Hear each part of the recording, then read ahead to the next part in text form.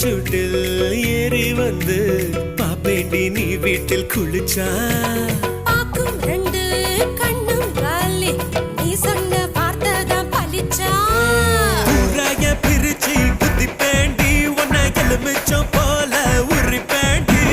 கைகால சேர்த்து முறிப்பேண்டா சத்து கடன் வாங்கியாச்சும் அடிப்பேண்டா மூடித்தான் வைக்காதடி என் மூடத்தான் கொல்லாதடி கோபத்தை கிளறாதடா என்ன கொலகாரி ஆக்காதடா மதுரை ஜில்லா மச்சான்